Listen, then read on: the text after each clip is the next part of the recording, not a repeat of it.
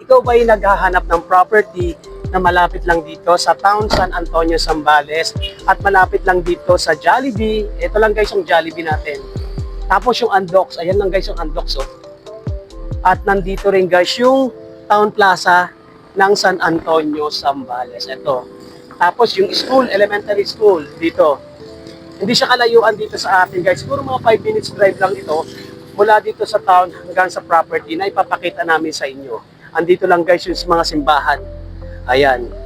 So, tara guys, samahan niyo ako para puntahan natin yung property na ipapakita ko sa inyo dito. Let's go!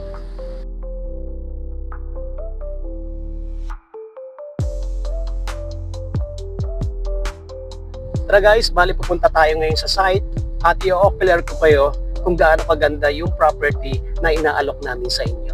Let's go!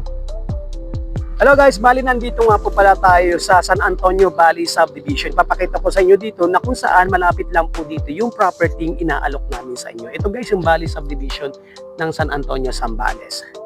Ayan. So magaganda po yung mga property dito, magaganda yung mga nagtayo ng bahay. So dito lang po malapit yung property inaalok namin sa inyo. Yan po yung tungway na yan, diretso po dyan, nandyan lang po yung property inaalok namin sa inyo along Barangay Cemented Road. So, hindi siya kalayuan dito sa bayan ng San Antonio.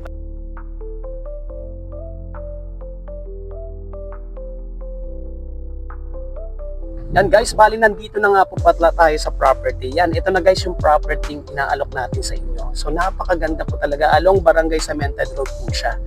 Yan, nandyan po yung phase 2 na inaalok natin. Actually, ito phase 1 po guys. Sold out na po itong phase 1 natin. So, nandun yung natin phase 2. Tara guys, i-o-clear ko kayo dito sa ating phase 2 na inaalok namin sa inyo. Yan guys, ang phase 2 natin. Yan. May overlooking to the mountain yan guys. Napakaganda yan dito. Banda doon guys yung overlooking to the mountain. So, i-o-clear ko kayo dito sa ating phase 2 na property. So, bali dito guys yung 8 meters na right of way. Ito guys yung 8 meters na right of way. So, maluwang yung daanan dito guys. Tapos, ayan lang guys yung cemented road oh. Napakalapit lang oh. Ang dami na rin po nagde-develop dyan ng mga structure yan oh. Nagbabakod na sila, nagtatayo na rin po sila ng kanilang mga bahay. So, kung kuryente lang po, ayan na po yung kuryente.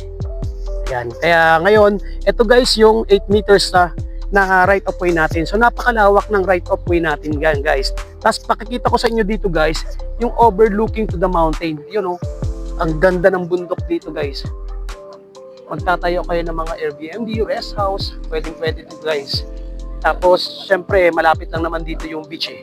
Hindi naman siya kalayuan. Kaya tara guys, samahan nyo ako dito.